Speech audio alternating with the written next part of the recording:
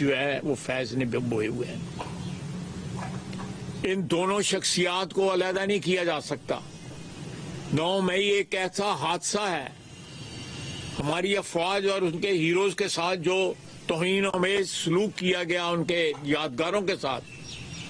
آپ دیکھیں اسی فوج نے، اسی ایئر فورس نے، اسی آرمی نے بنیان المرصوص میں پھر کیا کیا، قوم کا سر اونچا کیا گیا. 78 سالہ تاریخ میں جتنا فخر جو ہے ہمیں اس جنگ میں ملا، عاصم منیر کی قیادت کے اندر ہماری ایئر فورس نے، ہماری نیوی نے، ہمارے ایئر فورس نے جو تاریخ رقم کی پاکستان دنیا کی تاریخ میں اس کی کوئی مثال نہیں ملتی.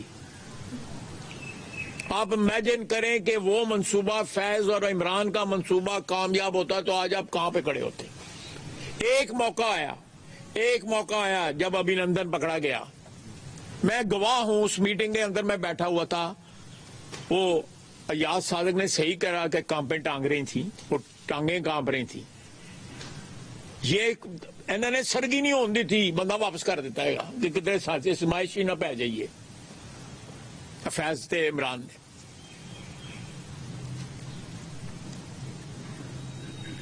پاکستان کی ایک نئی تاریخ رقم ہوئی ہے. اس سال کے اندر مئی کے اندر ایک نئی تاریخ رقم ہوئی ہے، جس تاریخ پہ ہمیں فخر ہے.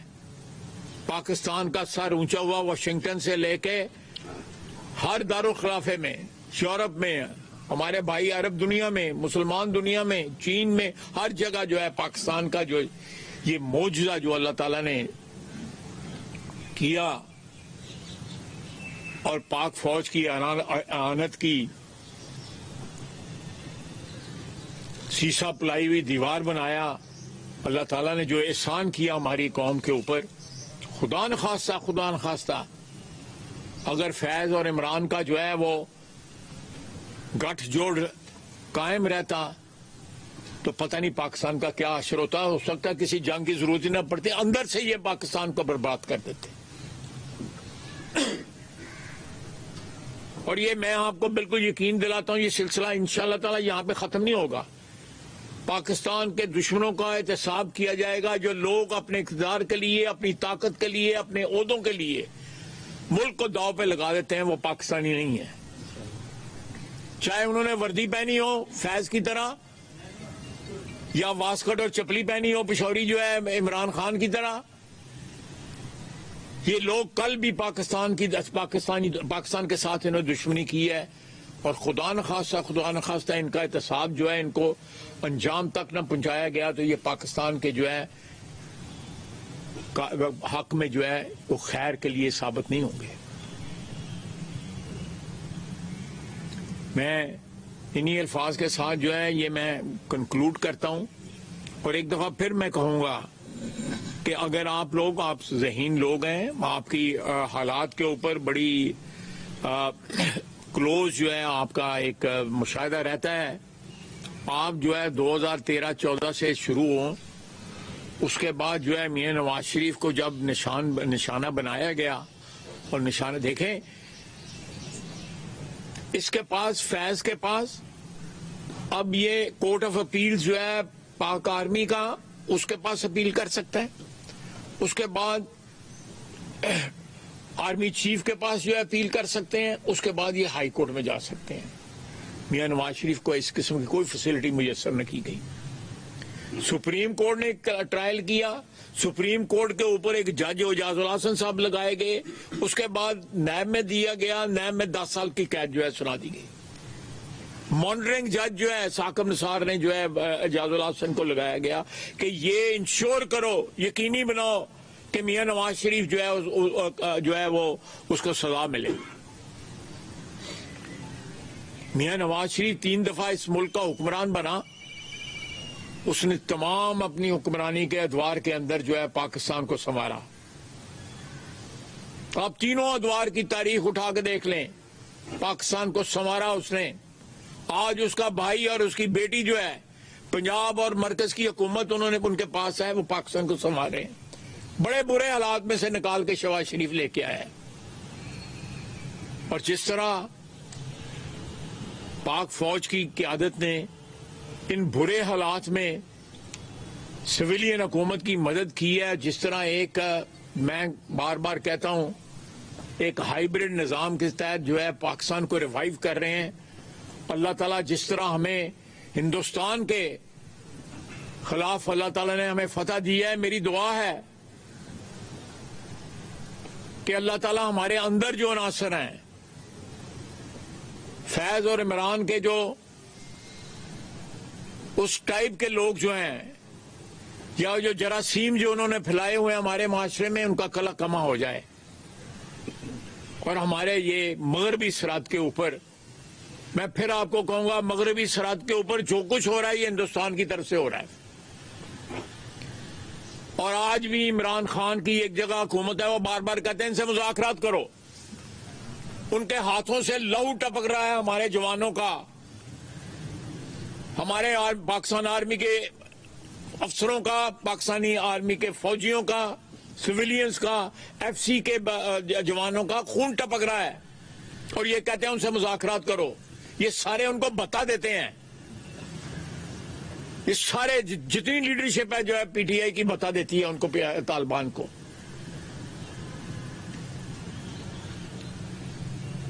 ये सारे, और ये उस वक्त जिस वक्त कोर कमांडर था फैज वहां पे, फिर इसको तकवीयत पहुंचाने के लिए, इमरान को तकवीयत पहुंचाने के लिए इसने उधर भी बैठ के फैसिलिटेट किया।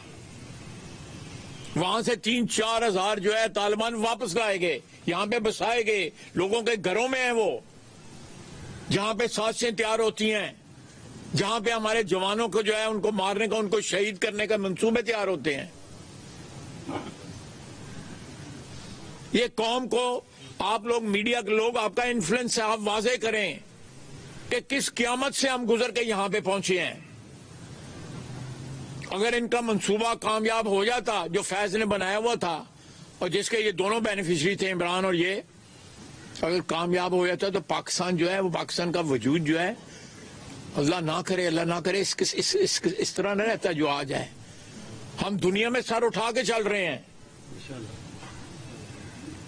हम जहां जाते हैं लोग इज्जत करते हैं। ये मौजज़ा है जब अल्लाह ताला किसी कौम को अच्छे लीडर देता है, क़यादत देता है, फौज की, सिविल की क़यादत देता है, तो उसके साथ फिर उसकी मदद शामिल हाल हो जाती है। 63 दफा ट्रंप कह चुके हैं कि 8000 लेकिन असी कहिए ना कहिए रौला पै गया है। कोई इस चीज को डिनाई कर सकता है?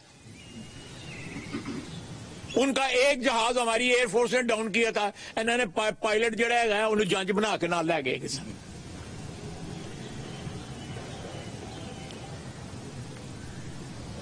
तो मेरे भाइयों, कोई आप सवाल करना चाहते हैं तो जनरल फैज साहब जब दौरे इक़्तिदार में थे, क्या आप समझते हैं कि जनरल बाजवा साहब की मशावरत के बगैर सब कुछ होता रहा? देखिए, ये आखिर जनरल बाजवा को भी तो समझ आ रही होगी ना ये क्या हो रहा है। अच्छा ऐसा अभी पीटीआई में अपने अंदर से साफ जी, पहली दफा पाकिस्तान की सल्तनत तहरीक में इतने बड़े पैमाने के ऊपर जहाँ ये साफ होने शुरू हुआ है, आया आने वाले दिनों में ये पीटीआई पे पाबंदी लग सकती है? मैं उस पर नहीं करूंगा स्पेकुलेट। ये मामला जो है हुकूमत तय करेगी, मैं कोई पेशन गोई नहीं करूंगा। लेकिन मैं एक बार जो आपने बात की है, मैं उस बात को आगे बढ़ाता हूं कि ये जो तस्हीर का या एहतसाब का अमल जो है, जो फौज में हुआ है कि एक लेफ्टिनेंट जनरल को 15 महीने के ट्रायल के बाद अभी उनके ऊपर और चार्जेस भी हैं, 9 मई का भी मुकदमा चल रहा है, सब मुकदमे चलेंगे उनके ऊपर जो है। ये तत्हीर का अमल जो है ना, ये हमारे सफ़ों में भी, हमारी ब्यूरोक्रेसी में, हमारी सियासत में लोग छुप के बैठे हुए हैं ऐसे, जो कल पुर्जे थे इस सारी साजिश के, और ये उनका भी एहतसाब होना चाहिए। जिस तरह एहतसाब जो है वो इसका हुआ है फैज का, और जिस तरह इमरान का एहतसाब हुआ है, ये सारे के सारे जो है बाकी जो कल पुर्जे जो है जिन्होंने, और सब वो कहते हैं हमें खबर है कि लुटेरों के सब ठिकानों की, सब ठिकानों की खबर है, सबका एहतसाब होगा। आज भी मुल्क में जो लोग जो हैं वो गनगनाते फिर रहे हैं, किसी न किसी चोर दरवाजे के जरिए वो कहीं ना कहीं गायब हुए हैं, कोई माफी तलाफी किसी ने करा ली है, किसी ने कुछ करा ली है। आप देखें किस तरह नैब को इस्तेमाल किया। नैब को वो उसको कहता था, ISI फैज नैब को कहता था और नैब हमारे खिलाफ इस्तेमाल होती थी।